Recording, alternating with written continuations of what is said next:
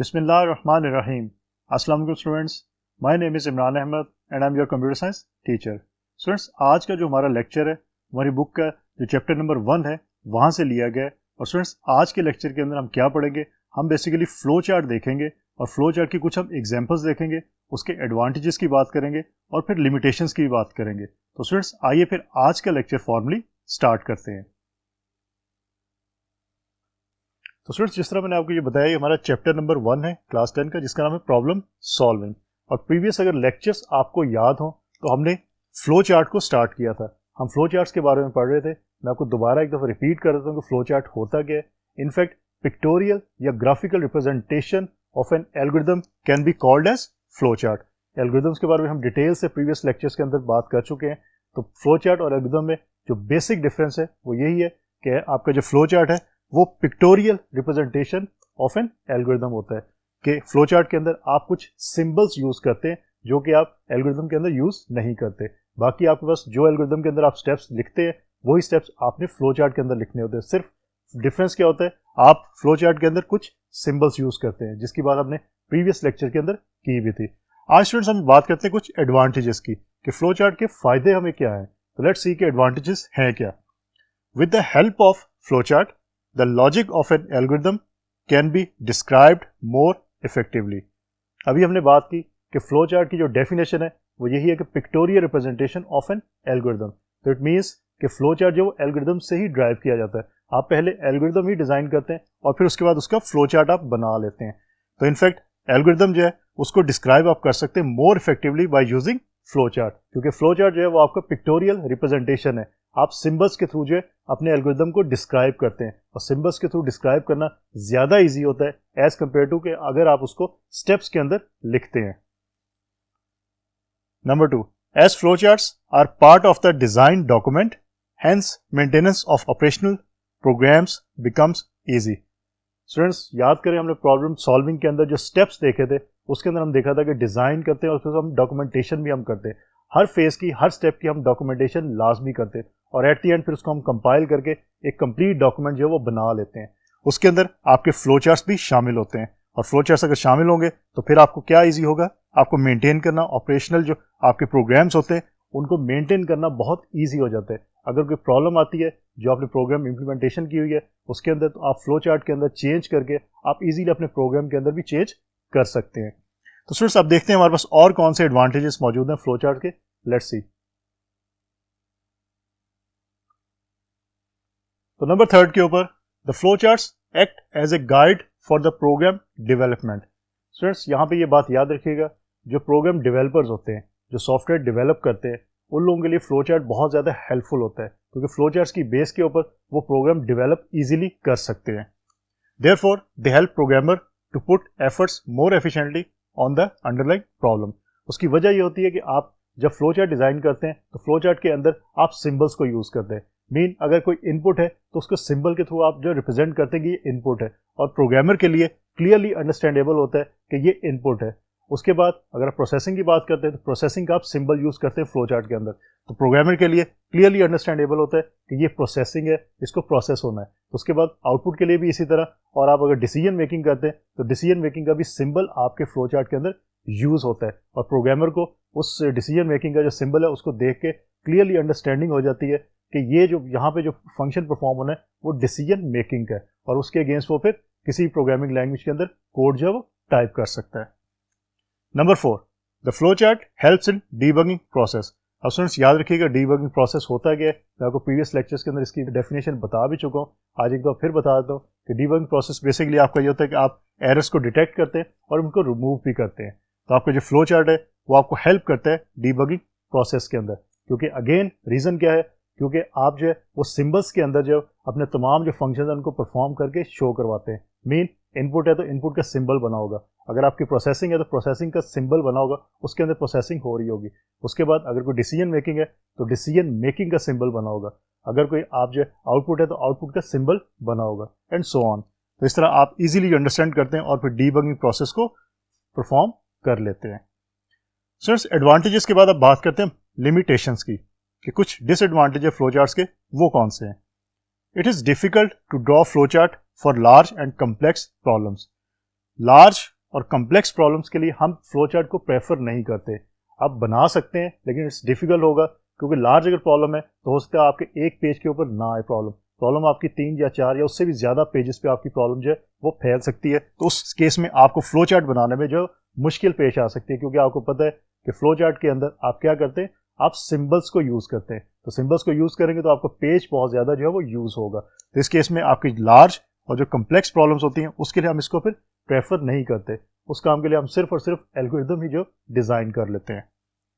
Number 2, if alterations are required the flow chart is to be redrawn. सबसे बड़ा मसला इसके अंदर ये होता है कि अगर कोई ऑल्ट्रेशन आपको करनी पड़ गई है तो हो सकता है कि आपको पूरे का पूरा फ्लो चार्ट दोबारा से बनाना पड़े। और आपको ये आइडिया है कि आपने क्योंकि सिंबल्स यूज़ किए हुए हैं तो आपको सिंबल्स दोबारा से फिर क्रिएट करने पड़ते हैं, दोबारा से बनाने पड़ते हैं। It will take lot of time, आपके रिसोर्सेज बहुत ज़्यादा यूज़ होते हैं और आपका टाइम भी बहुत ज़्यादा इस पर यूज़ होता है। तो ये 2 लिमिटेशंस आपके फ्लो चार्ट्स की है।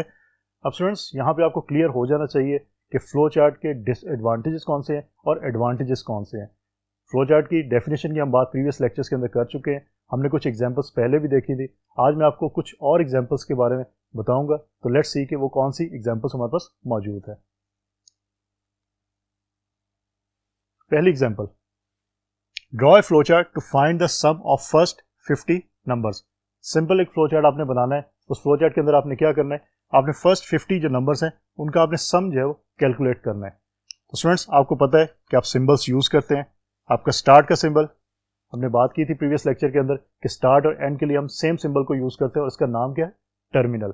इस सिंबल को हम टर्मिनल का नाम देते हैं और हमेशा हम अपने फ्लो चार्ट को स्टार्ट से ही स्टार्ट करते हैं। जिस तरह एल्गोरिथम का जो स्टेप 1 होता है आपका हमेशा वो स्टार्ट का स्टेप होता है और जो लास्ट स्टेप होगा वो हमेशा आपका एंड का या स्टॉप का स्टेप होगा। इसी तरह आपके फ्लो चार्ट के अंदर भी जो सबसे पहला स्टेप होगा वो स्टार्ट का ही स्टेप होगा और सबसे जो लास्ट होगा वो एंड का स्टेप होगा, क्योंकि एल्गोरिथम और फ्लो चार्ट जो है आपके फाइनाइट स्टेप्स होते हैं, ये कहीं ना कहीं पे स्टॉप होने चाहिए। ऐसा नहीं कि इनफाइनाइट और कहीं स्टॉप ही नहीं हो रहे। तो ये बात याद रखिएगा। स्टार्ट के बाद फ्लो लाइन के थ्रू आप बता सकते हैं कि आपका फ्लो किस तरफ जा रहा है। नेक्स्ट आपका प्रोसेसिंग का सिंबल, मीन रेक्टेंगल जो बनाते हैं हम, ये प्रोसेसिंग का सिंबल है। इसके अंदर हमने एक सम का वेरिएबल जो है उसको इनिशियलाइज किया है 0 के साथ, मीन उसकी वैल्यू हमने 0 रखी है और बाद में उसमें फिर इंक्रीमेंट करेंगे हम। देन अगेन आपने फ्लो लाइन यूज की और एक और आपने प्रोसेसिंग का सिंबल बनाया जिसमें n एक वेरिएबल है, उसकी वैल्यू आपने 0 रखी। सम स्टूडेंट्स जो आप सम कैलकुलेट करना चाहते हैं और n आपके जो नंबर्स होंगे। तो याद रखिएगा हमारा क्वेश्चन क्या है, क्वेश्चन को देखते हुए आपने आंसर लिखना है। क्वेश्चन है आपको फाइंड करना है आपने सम ऑफ फर्स्ट 50 नंबर्स। और इसके साथ साथ एक और बात भी याद रखिएगा कि मैंने आपको पहले भी बताया था कि आपके एक प्रॉब्लम के डिफरेंट सॉल्यूशंस पॉसिबल हैं। आपने बेस्ट सोल्यूशन जो है वो सिलेक्ट करना होता है। और बेस्ट सोल्यूशन कैसे सिलेक्ट करते हैं, ऐसा सोल्यूशन जिसमें नंबर ऑफ स्टेप्स आपके कम हो, या दूसरी बात कि आपकी जो कंप्यूटर मेमोरी है उसमें वो स्पेस कम ले। तो ये बात याद रखिए, दोनों में से अगर तो दोनों ही कोई आपका ऐसा सोल्यूशन है जो दोनों कंडीशंस को फुलफिल कर रहा है तो वो तो आपका बेस्ट सोल्यूशन होगा, लेकिन एटलीस्ट उसको एक कंडीशन को जो है फुलफिल जरूर करना चाहिए। तो स्टूडेंट्स इसके बाद आपका जो नेक्स्ट स्टेप है उसमें आप n की वैल्यू जो n में इंक्रीमेंट करवाएंगे। मीन 0 है तो 0 प्लस 1 आपका 1 हो जाएगा। देन नेक्स्ट में आप सम में सम प्लस n करेंगे, जो n की वैल्यू यहां से आएगी उसको आप सम के अंदर प्लस करेंगे। देन आप डिसीजन करेंगे। डिसीजन मेकिंग के अंदर आपने ये चेक करना है कि n की वैल्यू 50 है। अगर तो 50 है, पहले हम येस की कंडीशन को चेक करते हैं। अगर n की वैल्यू 50 के इक्विवेलेंट हो चुकी है तो आप येस करेंगे, राइट साइड पे जाएंगे और सम प्रिंट करवा देंगे जो हमें आंसर में चाहिए था, और उसके बाद स्ट्रेट फॉरवर्ड आपका जो फ्लो चार्ट है वो एंड हो जाएगा। लेकिन अगर n की वैल्यू 50 नहीं है, नो की कंडीशन में आप दोबारा से इस स्टेप पे चले जाएंगे और दोबारा से n के अंदर फिर इंक्रीमेंट एक होगा और फिर सन जो वो n के अंदर प्लस होगा और दोबारा से चेक होगा कि n की वैल्यू जो वो 50 है या नहीं है। जब तक आपकी ये कंडीशन ट्रू नहीं होती तब तक आपकी ये रेपिटेशन जो है वो चलती रहेगी। इसको हम प्रोग्रामिंग की लैंग्वेज के अंदर हम लूप्स का नाम भी देते हैं कि एक ही फंक्शन को बार बार परफॉर्म करवाना। जैसे ये कंडीशन आपकी ट्रू होगी, मीन यस होगी, तब आपकी आउटपुट होगी और प्रिंट सम हो जाएगा और आपका फ्लो चार्ट एंड हो जाएगा। तो इस तरह आप जो स्टार्ट से एंड तक जो प्रोसेसिंग वगैरह कर सकते हैं। सिर्फ आपने ये याद रखना है कि आपने जो भी इंफॉर्मेशन लिखी हुई है किसी भी सिंबल के अंदर, वो उसी स्पेसिफिक सिंबल के अंदर ही लिखी होनी चाहिए। ऐसा नहीं कि आपने प्रिंट सम जो है वो आपने प्रोसेसिंग का सिंबल है उसके अंदर आपने लिख दिया, क्योंकि प्रिंट सम का मतलब है कि आपकी आउटपुट है। डिसीजन जो आपने किया है ये आप आउटपुट के सिंबल के अंदर नहीं लिख सकते, अदरवाइज ये गलत हो जाएगा। अब इसको देखने से आपका जो प्रोग्रामर है वो इजीली अंडरस्टैंड कर लेगा कि कौन सा स्टेप जो है वो क्या कर रहा है। ये प्रोसेसिंग का सिंबल यूज हो रहा है, इट मीन्स यहाँ पे प्रोसेसिंग हो रही है, यहाँ भी प्रोसेसिंग हो रही है, इधर भी प्रोसेसिंग हो रही है, यहाँ भी प्रोसेसिंग हो रही है। ये डायमंड शेप है, इट मीन्स ये डिसीजन का सिंबल है, तो यहाँ पे डिसीजन मेकिंग हो रही है। ये आउटपुट का सिंबल है, तो इट मीन्स कि ये आउटपुट होगी इस प्रोग्राम की। तो इस तरह प्रोग्रामर जो है वो इजीली अंडरस्टैंड कर सकता है कि प्रोग्राम के अंदर उसने क्या चीज़ किस तरह इंप्लीमेंट करनी है। तो प्रोग्रामर्स के लिए ये बहुत ज़्यादा हेल्पफुल होता है। अब स्टूडेंट्स एक और एग्जाम्पल देखते हैं, उसमें देखिए कि हमारे पास क्या क्वेश्चन मौजूद है, उसका हम फ्लो चार्ट कैसे डिजाइन करेंगे। So let's see. Draw a flow chart to find the factorial of a number. हमने एक नंबर है उसका फैक्टोरियल फाइंड आउट करना है, उसका हमने फ्लो चार्ट बनाना है। It's very very simple. Again first step आपका जो है वो स्टार्ट का ही होगा, क्योंकि हम ये बात बार बार कर चुके कि जब भी आपने एल्गोरिथम या फ्लो चार्ट स्टार्ट करना है, पहला स्टेप लिखना है, तो पहला स्टेप हमेशा उसका स्टार्ट का ही होगा और लास्ट स्टेप उसका एंड का होगा। तो ये बात याद रखिएगा, उसको आपने हमेशा यूज करना है। देन उसके बाद आपने प्रोसेसिंग का सिंबल यूज किया और आपने क्या किया, फैक्टोरियल फैक्ट के नाम से आपने एक वेरिएबल डिफाइन किया और उसकी वैल्यू आपने रख दी 1, मीन इनिशियलाइज कर दिया उसको 1 के साथ। देन आपने n की वैल्यू जो है वो 1 के साथ इनिशियलाइज कर दी।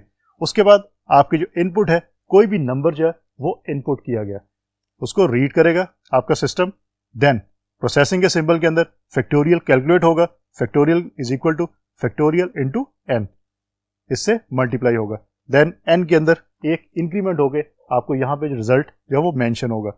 डिसीजन के सिंबल के अंदर क्या होगा, जरा गौर कीजिएगा कि n की वैल्यू अगर नंबर से, जो नंबर यहाँ से रीड हुआ है उससे अगर ज्यादा है, हम पहले येस की तरफ चलते हैं, अगर उससे ज्यादा है तो क्या होगा, प्रिंट हो जाएगा फैक्टोरियल स्पेसिफिक नंबर का और आपका फ्लो चार्ट जो है वो एंड हो जाएगा।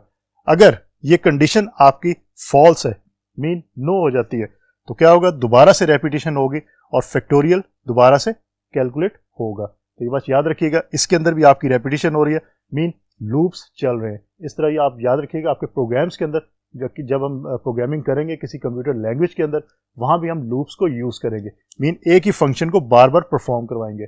तो आपके फ्लो चार्ट्स के अंदर भी ये काम होता है और इसी को फिर हम इंप्लीमेंट करते हैं जब हमने किसी भी प्रोग्राम को किसी कंप्यूटर लैंग्वेज के अंदर इंप्लीमेंट करना होता है। तो स्टूडेंट्स ये बात याद रखिएगा कि जब भी आपने कोई कंप्यूटर प्रोग्राम डिजाइन करना है तो आपने उससे पहले उसका फ्लो चार्ट या एल्गोरिथम जरूर डिजाइन करना है, उसके बाद आप उसको इंप्लीमेंट करें किसी भी प्रोग्रामिंग लैंग्वेज के अंदर, जिसको हम कोडिंग का नाम भी देते हैं, कि कोड के अंदर आप उसके लिखें। क्योंकि अगर आपको यहाँ से, अगर यही से आपको गलती मिल जाती है, एरर्स मिल जाते हैं, तो आप इन्हीं एरर्स को यहाँ पे सॉल्व करें और उसके बाद उसको फिर इंप्लीमेंट करें अपनी जो कंप्यूटर लैंग्वेज है उसके अंदर। तो ये काम आपको बहुत ईजी होगा जब आप अपनी प्रॉब्लम को इस तरह सॉल्व करेंगे पेपर के ऊपर और फिर उसको इंप्लीमेंट करेंगे किसी कंप्यूटर लैंग्वेज के अंदर। तो स्टूडेंट्स बेसिकली आज का जो हमारा लेक्चर था वो हमने देखा फ्लो चार्ट्स के एडवांटेजेस के बारे में। सबसे पहले हमने बात की एडवांटेज कौन से होते हैं फ्लो चार्ट्स के, फिर हमने बात की उसकी लिमिटेशंस क्या है, देन हमने 2 एग्जांपल्स की बात की। स्टूडेंट्स इसके अलावा आपकी बुक में और भी एग्जांपल्स मौजूद हैं, आपको इंटरनेट से बहुत सारी एग्जांपल्स जो मिल सकती हैं। आपकी जो क्लास 9 थी उसके अंदर एग्जांपल्स मौजूद है, उसकी बुक के अंदर, वहाँ से आप एग्जांपल्स ले सकते हैं। तो होपफुली स्टूडेंट्स आज का लेक्चर आपको अच्छी तरह समझ आ गया होगा। इंशाल्लाह अगली दफ़ा नए लेक्चर के साथ दोबारा मुलाकात होगी, तब तक के लिए अल्लाह हाफिज़।